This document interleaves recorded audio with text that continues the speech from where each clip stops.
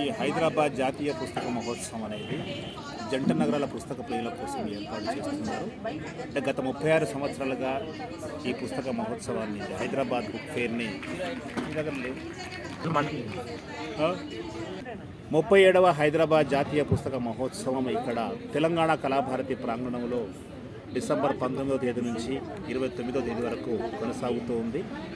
పిల్లల నుంచి పెద్దల వరకు అన్ని వయోవర్గాల వాళ్ళకి అన్ని రంగాలకు సంబంధించిన పుస్తకాలు ఒకే చోట ప్రతి ఏటా కల్పించాలి. ఇక్కడ మారుతున్న ప్రపంచంలో డిజిటలైజేషన్ వల్ల పుస్తక పఠనం తగ్గిపోతుంది. ఆ పుస్తక పఠనాన్ని తిరిగి పెంచాలి. ఏ డిజిటల్ ప్రక్రియ అయినా కూడా, ఏ మీడియా పద్ధతి అయినా కూడా దానికి ఆధారం పుస్తకమే. పుస్తకం నుంచే అనేక మనకు అందుబాటులోకి వచ్చాయి.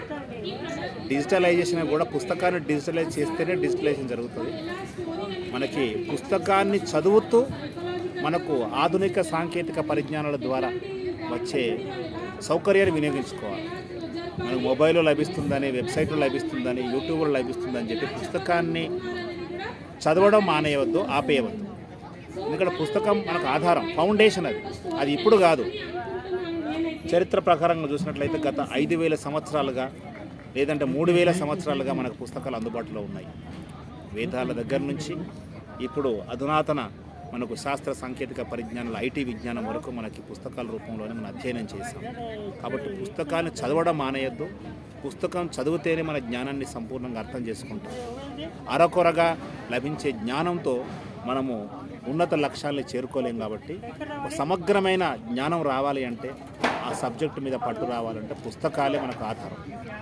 ఆ పుస్తకం చదవడం కోసము, చదివించడం కోసము, నేటి తరానికి పుస్తకాన్ని పరిచయం చేయడం కోసం హైదరాబాద్ బుక్ ఫేర్ మేనేజ్మెంట్ వాళ్ళు ప్రతి ఏటా డిసెంబర్ మాసంలో ఈ పుస్తక మహాప్రదర్శనను ఏర్పాటు చేస్తున్నారు.